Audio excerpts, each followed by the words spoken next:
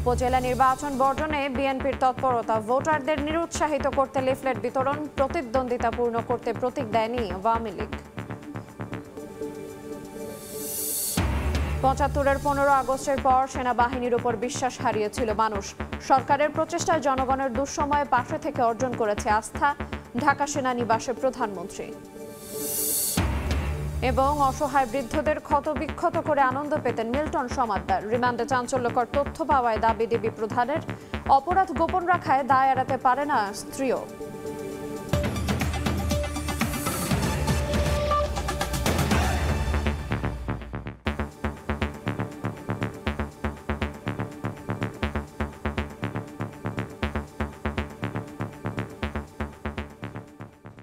দেখছিলেন শিরোনাম, প্রবাসের সময়ের সঙ্গে আছে আইরিন আয়াত। তাপপ্রবাহকে জাতীয় দুর্যোগ ব্যবস্থাপনা নীতিতে অন্তর্ভুক্ত করে কার্যকর ব্যবস্থা নেওয়ার মাধ্যমে এর প্রভাব কমাতে সরকার সর্বোচ্চ গুরুত্ব দিয়ে কাজ করছে বলে জানিয়েছেন দুর্যোগ ব্যবস্থাপনা ও ত্রাণ প্রতিমন্ত্রী মোহাম্মদ মহিবুর। রবিবার সকালে রাজধানীর একটি হোটেলে Bangladesh red crescent society BDRCS এর আয়োজিত তাপপ্রবাহ ব্যবস্থাপনা বিষয়ক জাতীয় কর্মশালায় একথা বলেন তিনি। জলবায়ু পরিবর্তনের ফলে তাপপ্রবাহের যে উদ্ভূত পরিস্থিতি সৃষ্টি হয়েছে তা খুবই উদ্বেগজনক বলেও মন্তব্য করেন প্রতিমন্ত্রী। বিপদাপন্ন এই পরিস্থিতি মোকাবেলায় সরকারের পাশে থাকতে সবার প্রতি আহ্বান জানান তিনি। প্রথম ধাপে উপজেলা নির্বাচনের প্রচারণা শেষ হচ্ছে সোমবার মধ্যরাতে। দিনরাত এক করে বাড়ি বাড়ি ধর্ণা দিচ্ছেন প্রার্থীরা। পছন্দের প্রার্থীকে বেছে নিতে প্রস্তুত ভোটাররাও। এরই মধ্যে রিটার্নিং কর্মকর্তার কার্যালয়ে পৌঁছে গেছে নির্বাচনী সরঞ্জাম।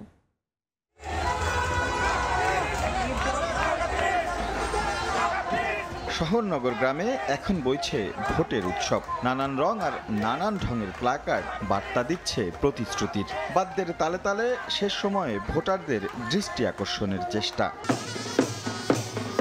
সোমবার মধ্যরাতে শেষ হচ্ছে প্রথম দফা উপজেলা পরিষদ নির্বাচনের প্রচারণার দামামা।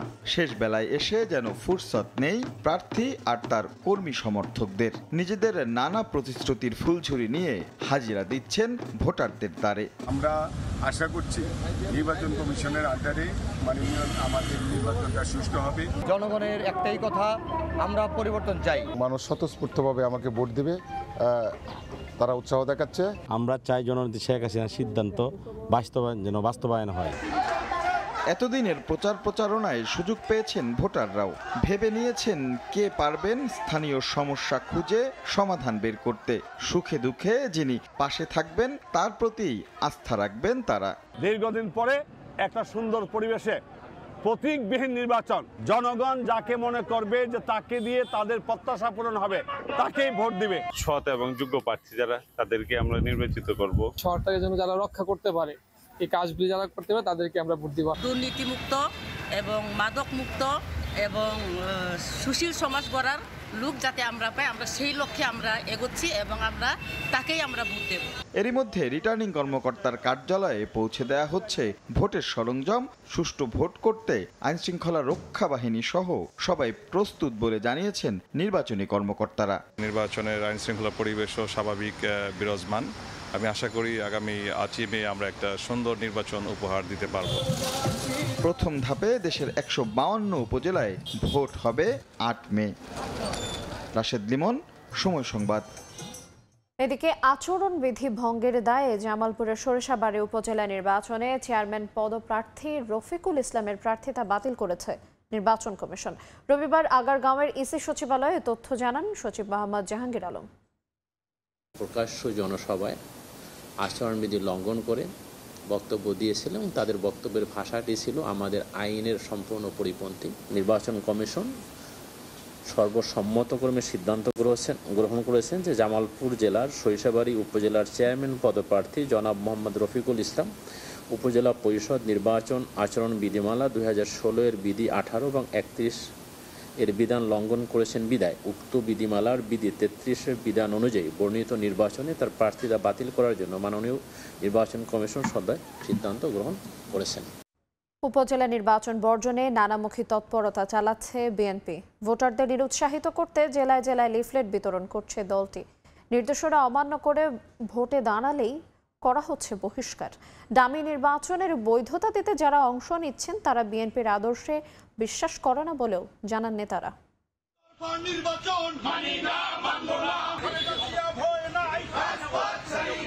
৮ মের প্রথম ধাপের উপজেলা নির্বাচন বর্জন আন্দোলন সফল করতে সারা দেশে লিফলেট বিতরণ শুরু করেছে বিএনপি। ভোটারদের ভোট কেন্দ্রে যাওয়া থেকে নিরুৎসাহিত করতে জেলা উপজেলায় কর্মী সভা করছে দলের সাংগঠনিক টিম। শুধু নেতাকর্মী নয়, আত্মীয় স্বজনরাও যেন ভোট দিতে না যায় সেই বিষয়টিও নিশ্চিত করতে নির্দেশনা দেওয়া হয়েছে দল থেকে।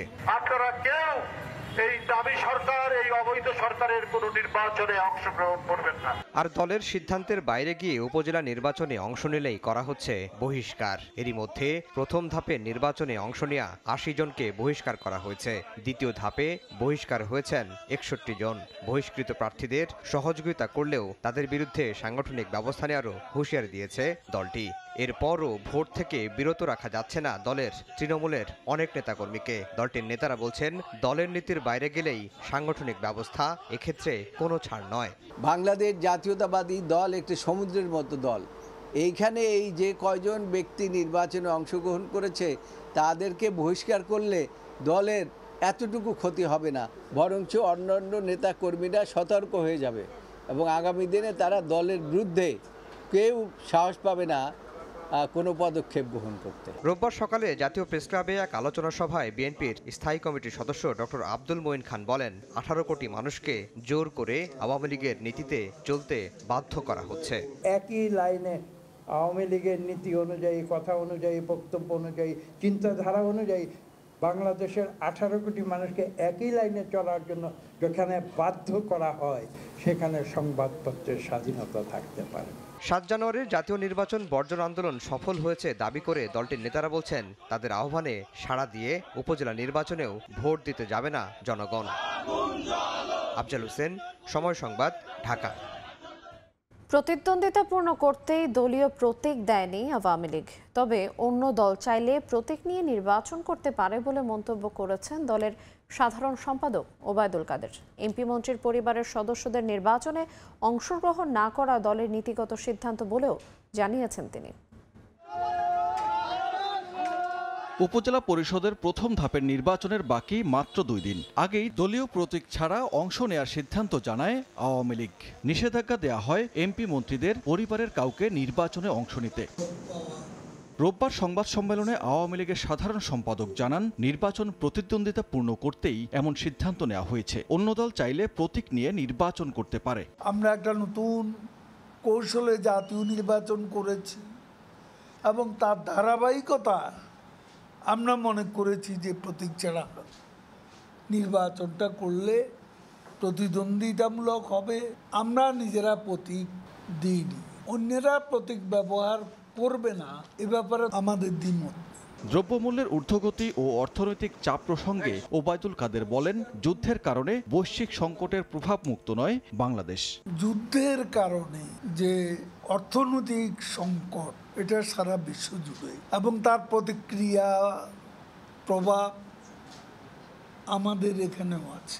বিশ্বের অর্থনৈতিক সংকটের প্রভাব থেকে বাংলাদেশ মুক্ত আছে এমন দাবি আমরা করতে পারি না, কাজে আমরাও চাপ অনুভব করছি।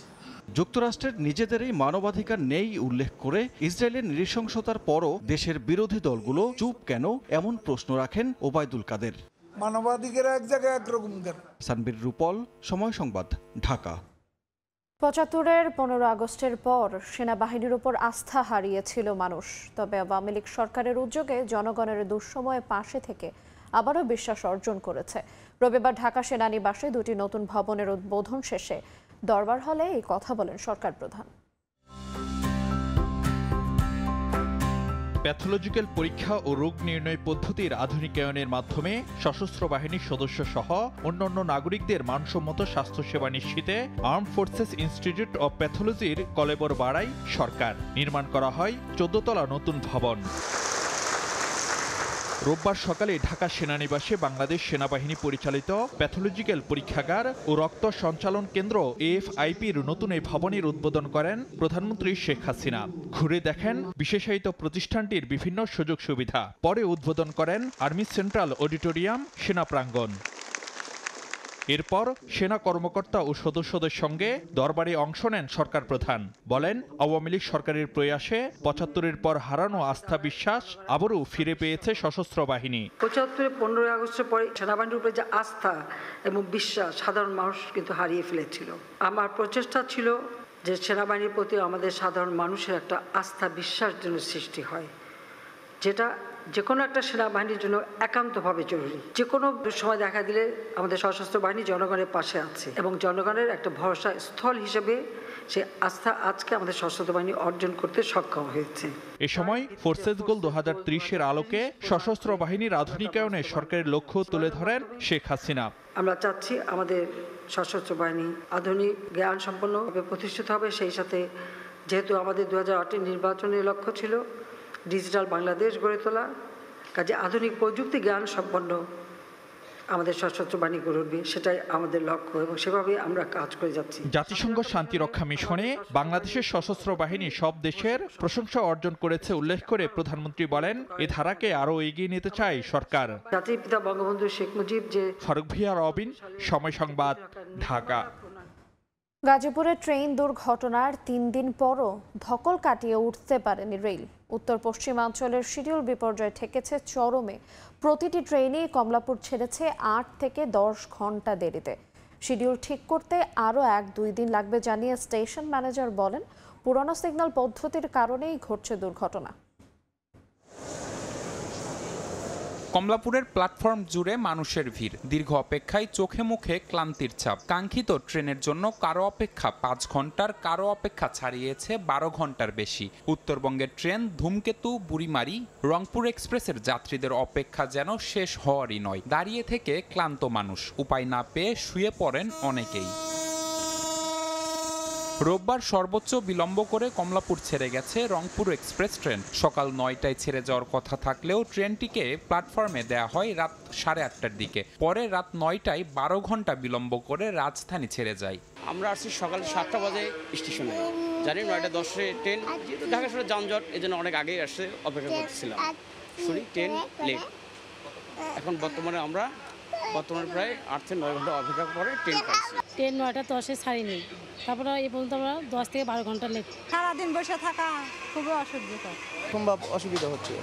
এদিন সকাল থেকে উত্তর ও পশ্চিমাঞ্চলের ট্রেনগুলোর যাত্রাতেও দেরি 5 থেকে 6 ঘন্টা। অনেকেই বাড়ির পথ ধরতে রওনা দেন বাস কাউন্টারে, কেউ আবার টিকিট ফেরত দিয়ে বুঝে নেন টাকা। যাত্রীদের অভিযোগ, রেল কর্তৃপক্ষের সদিচ্ছার অভাবেই তীব্র গরমে এই অসহনীয় দুর্ভোগ। বাচ্চা নিয়ে তো অবশ্যই সমস্যা হচ্ছে গরমের ভিতরে। 7 ঘন্টা লেট পুরো, তারপরে কখন আসবে কোনো নিশ্চয়তা নেই। সকাল 9টা থেকে কি সন্ধ্যা 7টা পর্যন্ত অপেক্ষা করবো? আমি অপেক্ষা করতে পারতেছি না দেখে আমি বাসে এখন চলে যাচ্ছি। এদের গাফলতি, ওনারা যদি একটু সচেতন হতো এই দুর্ভোগে হতো না। ডিজিটালের এই যুগে যাত্রীদের শিডিউল বিপর্যয়ের আগাম খবর দেয়া যাচ্ছে না কেন? এমন প্রশ্নের জবাবে টিকিট বিক্রির চুক্তিভিত্তিক প্রতিষ্ঠান সহজ.com এর ওপর দায় চাপালেন স্টেশন ম্যানেজার। সহজ.com আছে, যাদেরকে নির্দেশনা দেওয়া রয়েছে যে সময় সাধারণকে যেন বিষয়টি ইনফরমেশন দেওয়া হয়, তথ্য দেওয়া হয়, যেটা ট্রেনটি অতিরিক্ত বিলম্ব হচ্ছে বা 10 ঘন্টা পরে যাবে। দেশের 3000 কিলোমিটার রেলপথে 4 ধরনের সিগন্যাল বিদ্যমান, যার 80% পুরনো অ্যানালগ পদ্ধতির। নিবিড় সাহা, সময় সংবাদ, ঢাকা। যানবাহনে অবৈধ স্টিকার ব্যবহার বন্ধে মাঠে নেমেছে পুলিশ। ডিএমপি ট্রাফিক বিভাগ বলছে, বিভিন্ন সরকারি সংস্থার স্টিকার ব্যবহার করে অপরাধমূলক কাজ করছেন অনেকেই। এই অবস্থায় সড়কে শৃঙ্খলা ফেরাতে অভিযানে নেমেছে বলে জানিয়েছে পুলিশ। প্রয়োজনের তুলনায় রাজধানীতে সড়ক অপ্রতুল, আবার প্রতি বছর যানবাহনের সংখ্যাও বাড়ছে লাফিয়ে লাফিয়ে। এমন বাস্তবতায় সড়কে বাড়তি সুবিধা নিতে যানবাহনে স্টিকার ব্যবহারের প্রবণতা বাড়ছে। অনেকেই সংশ্লিষ্ট অফিস কিংবা সংস্থার অনুমোদন ছাড়াই গাড়িতে সাটিয়ে দেন স্টিকার। বিভ্রান্তিতে পড়েন আইন শৃঙ্খলা রক্ষা বাহিনীর সদস্যরাও। এর বাইরে সরকারি সংস্থার স্টিকার ব্যবহার করে সন্ত্রাসীদের অপরাধমূলক কর্মকাণ্ডও নতুন কিছু নয়। এমন বাস্তবতায় রাজধানীতে শুরু হয়েছে ডিএমপি ট্রাফিক বিভাগের সাঁড়াশি অভিযানে উঠে আসছে দেদারসে যানবাহনে স্টিকার সাটানোর বিষয়টি, যাদের অধিকাংশেরই নেই সংশ্লিষ্ট কোম্পানির কোনো অনুমোদন। পুলিশের সদস্য আত্মীয় স্বজন পুলিশের স্টিকার ব্যবহার করছে বা বিভিন্ন সংস্থার আত্মীয় স্বজন ইভেন তাদের সঙ্গে কোনো কানেকশন নেই, এ ধরনের ঘটনাও ঘটেছে। শুধু সতর্ক করে ক্ষান্ত হতে চায় না পুলিশ, অবৈধ পরিচয়কারীদের বিরুদ্ধে আইনি ব্যবস্থার হুঁশিয়ারি সংস্থাটির। এ পর্যন্ত প্রায় 360টি যানবাহনের বিরুদ্ধে এই অননুমোদিত স্টিকার ব্যবহার করার কারণে আইনগত ব্যবস্থা গ্রহণ করা হয়েছে। প্রত্যেকটি যানবাহনের বিরুদ্ধেই আমরা আইনগতভাবে মামলা দিচ্ছি, জরিমানা করছি। স্টিকারের বাইরে ফিটনেসবিহীন ও অবৈধ যানবাহনের বিরুদ্ধেও অভিযান চালাচ্ছে পুলিশ। জায়গায় স্টিকার লাগান। রাশেদ বাপ্পি, সময় সংবাদ, ঢাকা। এখনই রাজাকারের পূর্ণাঙ্গ তালিকা প্রকাশ করা হচ্ছে না বলে জানিয়েছেন মুক্তিযুদ্ধ বিষয়ক মন্ত্রী আকম মোজাম্মেল হক। রোববার ঢাকা বিশ্ববিদ্যালয়ের চারুকলা অনুষদে একটি অনুষ্ঠানে যোগ দিয়ে এই কথা বলেন তিনি। ছোট আকারে বের হবে যারা সকলে একমত যারা রাজাকার ছিলেন, কারণ এত বছর পরে বিভিন্ন কারণে আমরা হয়তো কেউ কাউকে বাদ দিতে চাই আমার লোক হিসেবে, আবার কাউকে হয়তো প্রতিপক্ষ হিসাবে তার ভূমিকা তত ছিল না একটু বাড়ায় বলতে চাই। কাজে সেগুলো এখন যাচাই বাছাই করেই, কারণ যাতে আমরা বিতর্কের ঊর্ধ্বে রাখতে পারি তালিকাটা, সেই জন্য কাজ চলছে। হালনাগাদ তো ইনশাল্লাহ হয়ে গেছে, শুধু একটা ছোট্ট গ্রুপ বাকি আছে, সেটা হলো যারা আপিল করেছে। আপিলে যদি আদালতের মাধ্যমে বা কমিটির মাধ্যমে টিকে সেটা হয়তো ইনক্লুড হবে, আর না হয় আমাদের ফাইনাল লিস্ট অলরেডি এটা প্রকাশিত হয়েছে। বান্দরবানে 2 দিনের রিমান্ড শেষে জিপ চালক সহ কেএনএফের আরও 3 সদস্যকে কারাগারে পাঠানো হয়েছে। রবিবার সিনিয়র জুডিশিয়াল ম্যাজিস্ট্রেট আদালতের বিচারক নাজমুল হোসাইনের আদালতে তোলা হয়। শুনানি শেষে তাদের কারাগারে পাঠানোর নির্দেশ দেন বিচারক। রুমা ও থানচি উপজেলায় ব্যাংক ডাকাতি, ম্যানেজারকে অপহরণ, অস্ত্র লুটের ঘটনায় যৌথ বাহিনীর অভিযানে এই পর্যন্ত 81 জন কেএনএফের সহযোগীকে আটক করেছে আইনশৃঙ্খলা বাহিনী। তার মধ্যে 22 জন নারী সদস্য রয়েছে। সোমবার থেকে 3 দিন রাত 12টা থেকে 3 ঘন্টা শাহজালাল আন্তর্জাতিক বিমানবন্দরে উড়োজাহাজ ওঠানামা বন্ধ থাকবে। খুদে বার্তায় এই তথ্য জানিয়েছেন বিমানবন্দর কর্তৃপক্ষ। এতে বলা হয়, রানওয়ে ব্যবস্থাপনার অংশ হিসেবে সেন্টার লাইট ও মার্কিং রক্ষণাবেক্ষণের জন্য 6 থেকে 8 মে রাত 12টা থেকে 3টা পর্যন্ত ফ্লাইট অপারেশন হবে না। সংশ্লিষ্ট এয়ারলাইন্স ও সংস্থাকে জানাতে ইতোমধ্যেই সার্কুলার জারি করা হয়েছে।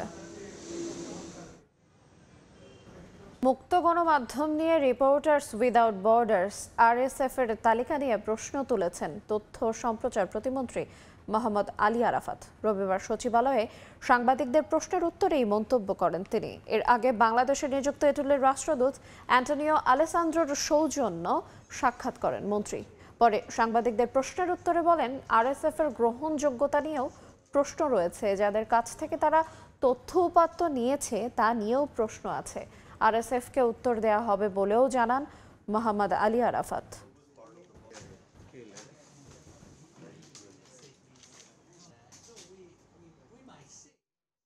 এবার যে রিপোর্টটা এসছে এটা কিন্তু গত বছরের পারফরমেন্সের রিপোর্ট, এবছরের না। নাম্বার 1। নাম্বার 2 হচ্ছে যে তাদের নির্ণয় প্রক্রিয়াতে কোনো পরিবর্তন তারা আনে নাই, একই জায়গায় রেখেছে, এবং নির্ণয় প্রক্রিয়াটা আপনারা একটু ঘেটে দেখবেন, আপনাদের কাছে অনুরোধ থাকবে। এবং যে কোনো এক্সপার্ট যারা এই যে কোনো ধরনের স্টাডিগুলো করতে যে ধরনের ম্যাথোডোলজি পদ্ধতি ব্যবহার করা হয় সেই পদ্ধতি তারা করেছে কিনা দেখবেন। নতুন করে আবারও ন্যাশনাল ব্যাংকের পর্ষদ গঠন করেছে বাংলাদেশ ব্যাংক। রবিবার মালিক পক্ষের প্রতিনিধি খলিলুর রহমানকে প্রধান করে 10 সদস্যের নতুন পরিচালনা পর্ষদ গঠন করে দেয়া হয়। জানা গেছে, ব্যাংকটি ঘুরে দাঁড়ানোর ক্ষেত্রে বাংলাদেশ ব্যাংকের সঙ্গে অনেক বিষয়ে মতবিরোধ তৈরি হওয়ায় বৃহস্পতিবারই সদ্য বিদায়ী পরিচালনা পর্ষদের চেয়ারম্যান সহ কয়েকজন সদস্য পদত্যাগ করেন। এমন অবস্থায় খলিলুর রহমানকে চেয়ারম্যান করে 10 সদস্যের নতুন পর্ষদ গঠন করা হয়েছে। আগের পর্ষদের পারভিন হক শিকদারও বাদ পড়েছেন পর্ষদ থেকে। এ বিষয়ে বাংলাদেশ ব্যাংক জানিয়েছে, ন্যাশনাল ব্যাংকের পরিচালনা পর্ষদকে আরও শক্তিশালী করতে মালিক পক্ষকে প্রতিনিধিকে চেয়ারম্যান করে পর্ষদ পুনর্গঠন করা হয়েছে, যাতে ব্যাংকটিতে সুশাসন নিশ্চিত থাকে। তবে পদত্যাগ করা এক সদস্য জানান, ন্যাশনাল ব্যাংকের সার্বিক উন্নয়নে এবং ব্যাংকটিকে আবার ঘুরে দাঁড় করাতে সবাই মিলে কাজ করা হলেও বাংলাদেশ ব্যাংক বাধা তৈরি করায় এই পদত্যাগ। টানা তৃতীয়বারের মতো লন্ডনের মেয়র নির্বাচিত হয়েছেন সাদিক খান। তিনি প্রথম কোনো রাজনীতিক যিনি টানা 3বার মেয়র হওয়ার রেকর্ড করলেন। বিশ্লেষকদের মতে কনজারভেটিভ দলের প্রতিদ্বন্দ্বী সুসান হলের বিরুদ্ধে তুমুল প্রচারণার মাধ্যমেই জয়লাভ করেছেন পাকিস্তানি বংশোদ্ভূত এই রাজনীতিবিদ। কনজারভেটিভ পার্টির প্রার্থী সুসান হলকে হারিয়ে টানা তৃতীয়বারের মতো লন্ডনের মেয়র নির্বাচিত হয়েছেন লেবার পার্টির প্রার্থী সাদিক খান। শহরে অপরাধ দমন ও পরিশুদ্ধ বায়ু নিশ্চিত করার প্রতিশ্রুতি দিয়ে লন্ডনবাসীর মন জয় করে নিয়েছেন তিনি। লন্ডনের মেয়র পদে নির্বাচনে স্থানীয় সময় গেল বৃহস্পতিবার রাত 10টায় ভোট গ্রহণ শেষ হলেও গণনা শুরু হয় শুক্রবার থেকে।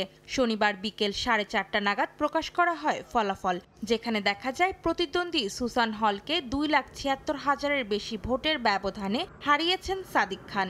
দ্য গার্ডিয়ান জানিয়েছে বিজয়ী মেয়র পেয়েছেন 62.2% ভোট, যেখানে তার প্রতিদ্বন্দ্বী সুসান হল পেয়েছেন মাত্র 32.6% ভোট।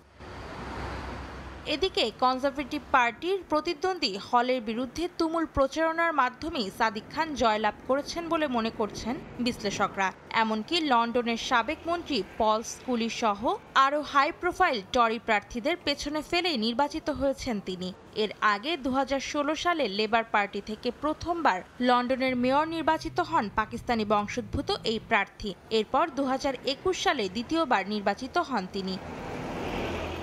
বিবিসির প্রতিবেদন অনুযায়ী এবার 14টি নির্বাচনী এলাকার মধ্যে 9টিতেই জিতেছেন সাদিক খান, যার মধ্যে 2টি ছিল কনজারভেটিভদের এলাকা। অন্যদিকে নির্বাচনে মোট ভোট পড়েছে 24 লাখ, যা মোট ভোটারের 42.8%। অন্তরা সেন, সময় সংবাদ। উপজেলা নির্বাচন বর্জনে বিএনপির তৎপরতা, ভোটারদের নিরুৎসাহিত করতে লিফলেট বিতরণ, প্রতিদ্বন্দ্বিতাপূর্ণ করতে প্রতীক দেয়নি আওয়ামী লীগ। এবং 75-এর 15 আগস্টের পর সেনাবাহিনীর উপর বিশ্বাস হারিয়েছিল মানুষ। সরকারের প্রচেষ্টায় জনগণের দুঃসময়ে পাশে থেকে অর্জন করেছে আস্থা, ঢাকা সেনানিবাসে প্রধানমন্ত্রী। এ ছিল প্রবাসের সময়, সঙ্গে থাকুন সময়ের।